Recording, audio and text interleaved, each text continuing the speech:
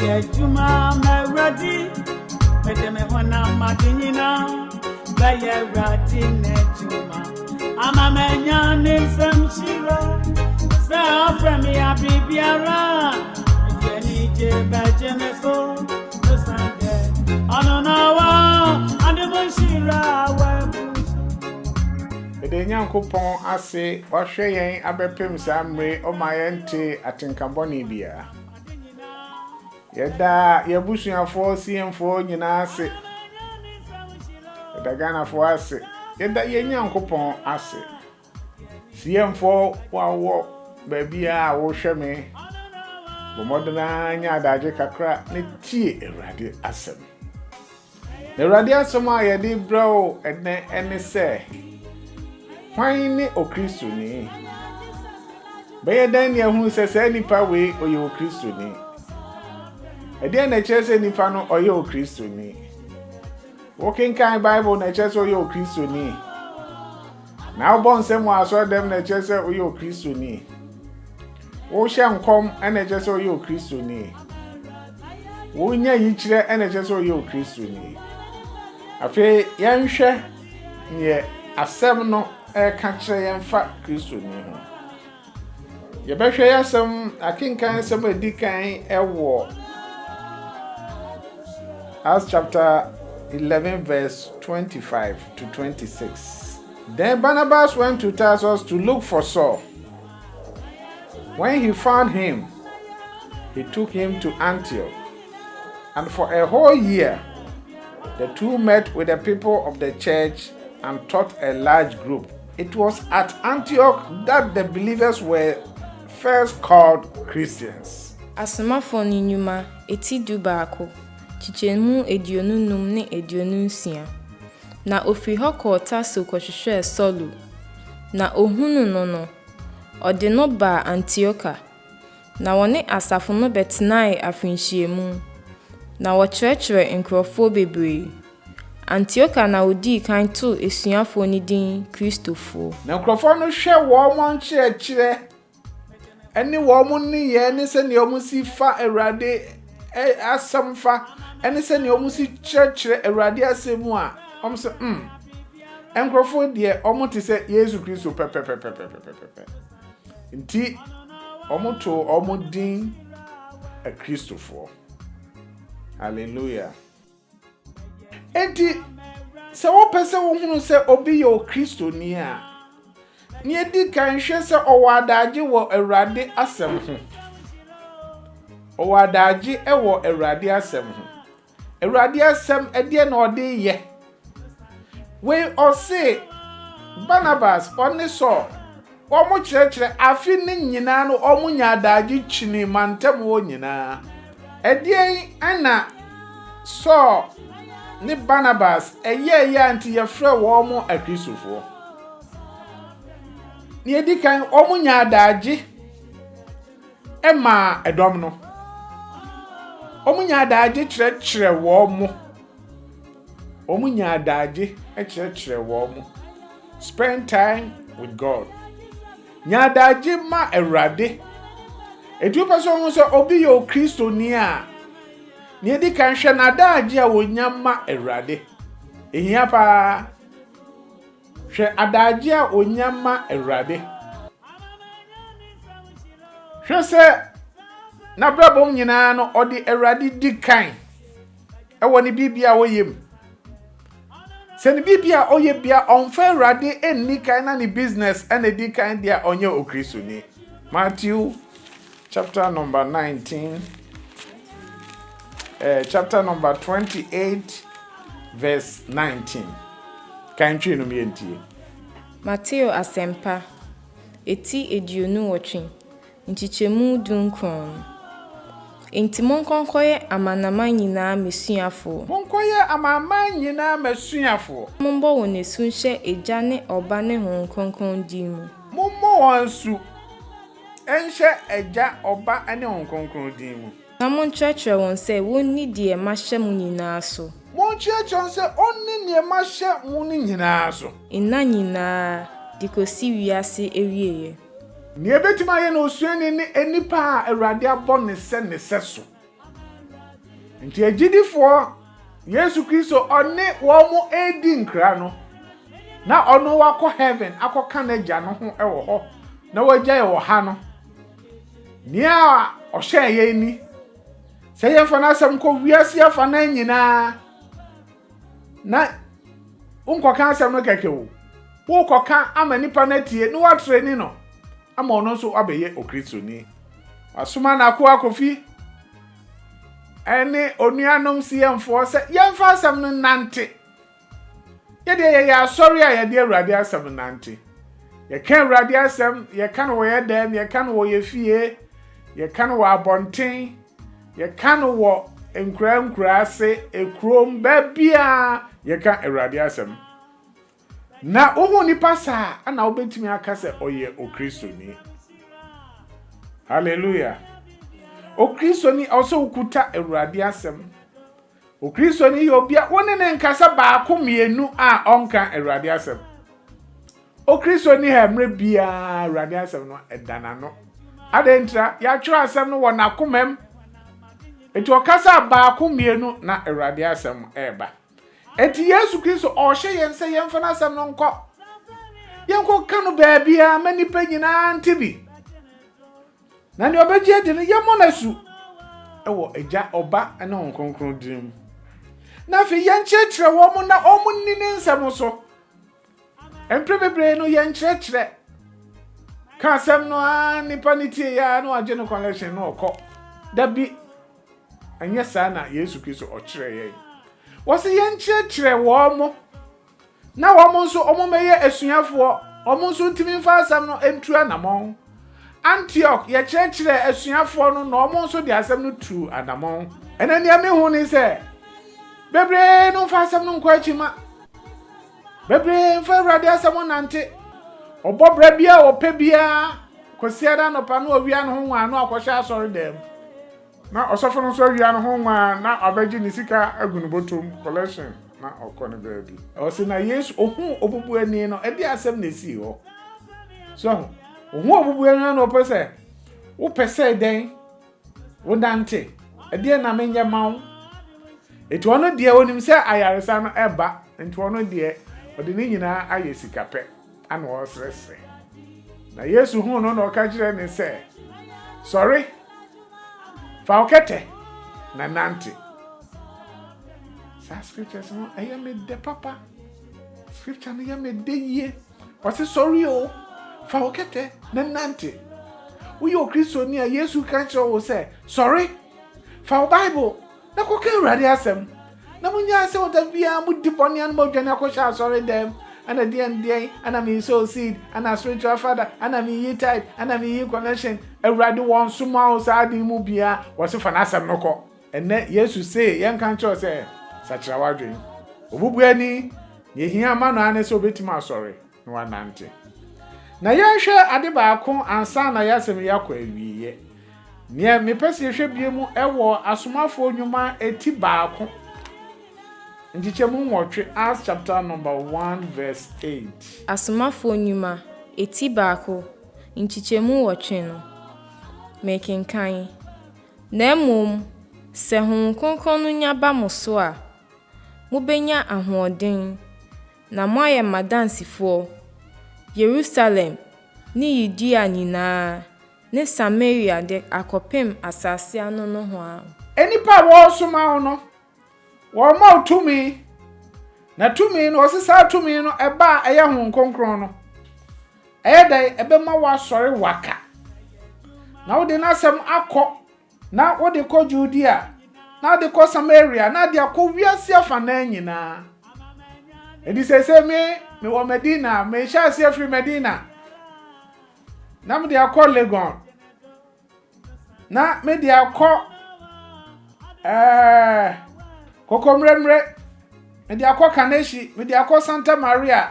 me de akɔ Opekuma, me de akɔ Subonpan, me de akɔ Tepa, fakɔ Abidjan, fakɔ Monrovia, fakɔ New York, fakɔ Washington, fakɔ Norway, fakɔ Germany, fakɔ England, London, fakɔ wiase afa na nyinaa. Efro Christoni na ntra faako na da bia na me Christoni na obo se oti asori dem na wo so no ho ada na wo so ho a honkonkron na ba honkonkron no ba ye fa ntra faako o se na se honhom no ba wo so a obenya ahoden so na sa ahoden no wo di anante no aka Awurade asem honhom no di ka ba asuafo no so no e ba se oja ketrema Ketrema no de kanse makese adebonyefo ne tia na ehihyi wo mu yem se oja wo wadwuma no se wo di asem no beko nenam se wo ye hunfo so usura de enti na Awurade wa ma spirit dem ma wa kokoduro awbe hallelujah spirit betimi ama wa kasa Spirit bema wa hoden watime die Awurade ho adanse. Spirit betuma ma wa ka enipa no ka nanim bone a wadie no wo ka nanim wo ka no kware kire no se on sachem free the bone ho. Ebi twa oti a ye ntwa oti. Wa ye Awurade adwuma. O Kristo ni eno no. Ne honhom no ba wode ka Awurade asam. Honhom ne ba won fa nyina fa akonye ana American tons ana American ana hiri bra ko hwini sansani Yakopon sa na o kire wo o se honhom ne ba de betu anamon enti na da ho ntena fa ko say you have the Holy Ghost na wo ka tons o kan otiri so sorry fa sam no ko di Awurade ho adanse dan nipa adwen bowura wifuom ahyewofo bowura wo mumu akromfo bowura wo mumu wo mum yesikaduro bowura wo mumu wo mum subanya bowura wo mumu nan kasa kire wo mu eno mo kasa ne jani awo yiye no ade na wo yiye wo say na me o Kristo ni o na me o Kristo ni ade na wo ye Kristo e Kristo for the ma wo munya tate Kristo for ene say wo afini nyina wo mo spending wo mo time am I radical radiasem dane nipa na dwen efri bone ho ba papa ho adwuma wei na ho so obi ya echese oye okristoni eje so obi nam asori da no akwahye coat kode nam kantamanto koto broni wawu coat no wahye na wade bibia boni kom o se de wo ye pastor wo ye reverend na wo keka nsem bebre na wo no ankasa hoahoa no wo twiro ni dia na de reverend so ko hwini sansani o twiro ni dia na pastor hwan na ye pastor hwan na ye reverend mo wani nyisa wo ya kwa ma Yesu Kristo na suma wasuma no hweso na ko kasem no na chance motete fa ko na asori na ye den asori e Kristo fo hia asori no madwendwen Yesu Kristo ho asem me ko takra de in fact Awurade ye na dwuma me ko so ga ko pe no na mo share ideas experience no mo bompa ye no mo sa ko de bia mo dia so dem ho ayeti se ayi obi fi so kwa asori ajase wa nya nhira no so fi da no otwa ntro no mo ne mai bi de da jibinum sika we ye nyamesom etimo mfere mo nsura de Awurade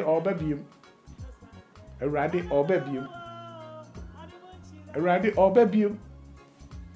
na konta obebu a kire no ye ready di masemo ba wi ni America ne say opeso hunu Okristo ni o wadaje ma Kristo o wadaje man or spending the time with God onyane niam basa so na Yesu Kristo suma wa suma no oyeden okọ entina fa ko na mo ho safo hene se wo ye Kristo ni wo nya Kristo ni ko pim se Yesu Kristo suma wo no wa sorry wa fa Bible na ko di no ho adanse ye wo ye Kristo ni a entina fa ko sorry na be kan ye ho ne enko kan Awurade asem akra yira o memu nsensem bebre ni nyina free se ye mfa ani di ema Awurade ye ni Awurade ntem ewa enti yesre nuanom yesre mo di Awurade din sre mo titru mo amose mo ye Kristofo no mo ntantra fa akọ Awurade won suma ese ntantra fa akọ mesre mo momra ye nka bom ya so ne frɛ Christ movement ye di move ankasa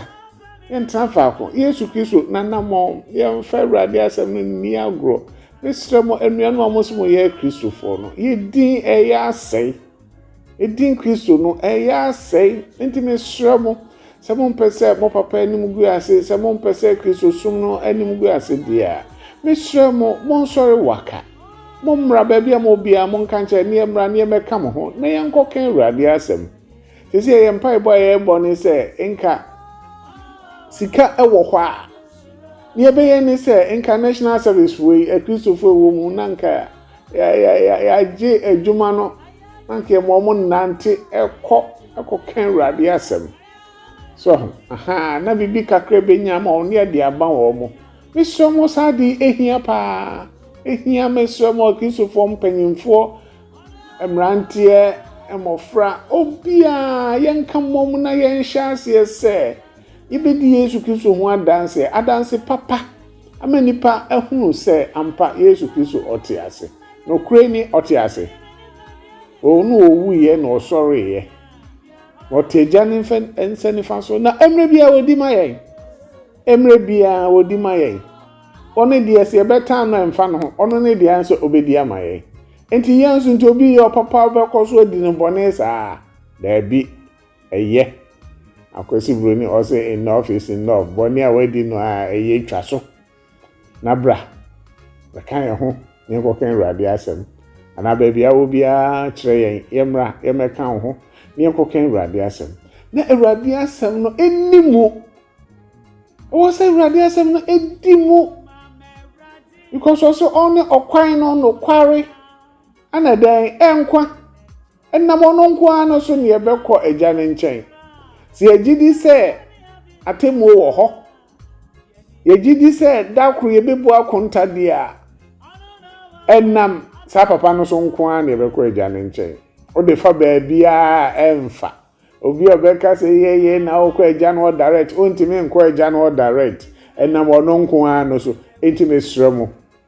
yɛni a yɛagye atom sɛ yɛyɛ Kristofo no mamo ma yɛnni agorɔ yɛdi agorɔ akyɛ concert na dɔɔso aduro mmra a ɛwɔ sɛ yɛsɔre ne kɔdi papa no ho adanseɛ mesrɛ mo masɛm ayɛ tenten masɛm bɛkɔ so ayɛ tenten kɔpem sɛ wobɛnya adwensakyera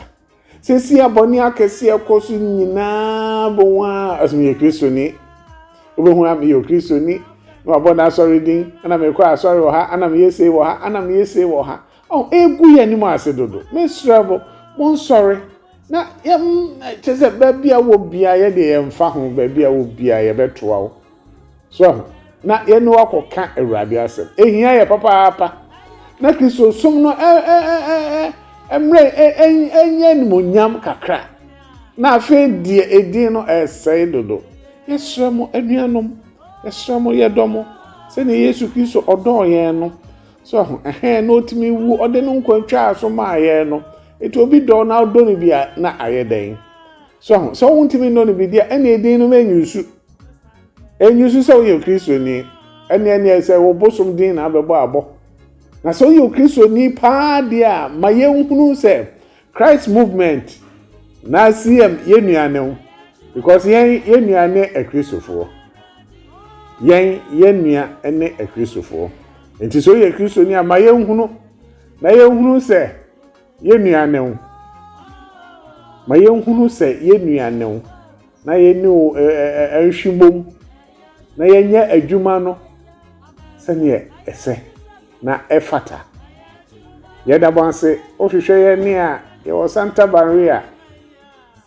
yɛsan wɔ Opekuma yɛsan wɔ Subɔmpan Ahafo yɛ branches na nɔɔso bebree yɛhyɛ aseɛ nkyɛre nti branches no nɔɔso bebree na baabi a wɔ biara wode yɛkyerɛ yɛbɛba hɔ sɛ asɔre na ɔsɛ yɛte yɛbɛte ne yɛde ahyɛ wo nsa nti wode bɔmmɔdena hwehwɛ yɛn wae hwehwɛ yɛn na yɛni akyiri wopɛ yɛn a wo nsa bɛka yɛ sɛsi a sɛ wohwehwɛ na yɛn nso yɛnhwehwɛ wo a ma yɛnhunu baabi a wowɔ wae na atorofo adiifoɔ no yɛnyi ɔmo so krataa yenyi omo so ahaban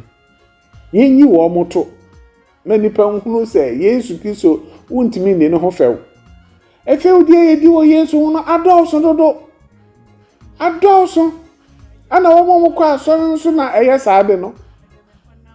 omo mo kwa asori a omo se omo ya Kristofo no wo mo ana di Ewurade ho few kese pa enti ya nsori a enye ekono emu ayeden Yesu Kristo ono nko a na bekon ya na okonka wiase nyina ono nko a so wakokon na mayen ndi se kon no sori a o se yetimeko efiri se wa kire yen sene a yesikon o Kristo ne so hunu se how to fight now fighting so you fight a good fight yen kokon tokwa hunu bia nkoje achinye boni bia udu baby am obia hunu se Yesu Kristo na koa na ba wa ba ho o ka ba ko mienu eya ya achinye a no wajai na okọ na se nye achinye nko a de akasa obia hunu se Yesu Kristo ni nipa ewo ho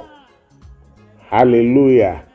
se ya no ensem na dọọso se ya no entro na dọọso se obi ba Yesu Kristo nchen kwa ohunu kwan a won fa so a womra efi so obi etwantro obi epeska ode Ewurade din epeska na nsen asofu bia ya de bia mo mo ya me wanwa pa ye koroi ba ye omo ba TV so the numbers me man crofo say omonye de omonye mobile money e de ngu asesem ni what jim crofo sikas about 30 years be 2 months asese no wo yira wo tete onto wase sika bebre ba wo wi aye wo wi aso sika ni nyina ho nto yensa amanfo ebrenya yensa first camera e de ngu asesem no ni nyina na mu de Yesu din na mu de gu Ewurade anim ase se ye ntra ho saa wo da bi ye be sorry we no go sit down ye be sorry na ye hunu ni oye o Kristo ni ankasa ye be mani pa nyina hunu ni oye o Kristo ni ye nye ye niam basa saa mani pa nka ye ho asem bone menu a sorry waka be kan ye ho ni enkoken Ewurade asem menu a sorry che ye ba bi a wo ye be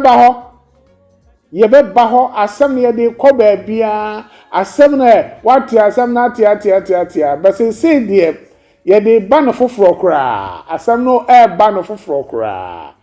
enti menua me de ba no esi ha na ya sori no ye free ye CM no kire Christ movement ye de ye ba bia ye ko ba bia enti be kan ye ho why be kan ye ho ensuro emfere obi abehu na osuo oferi bia no na chese onye o Kristo ni onsuro ana wo mfere da bia utimi di Ewurade ho adanse onyame onhyira mo onka mo ho omoa mo na madwen ensesa emfiri bone mo mra papem yeda wase wadum ene mobro ho nti papa Yesu yeda wase wadum nti amen.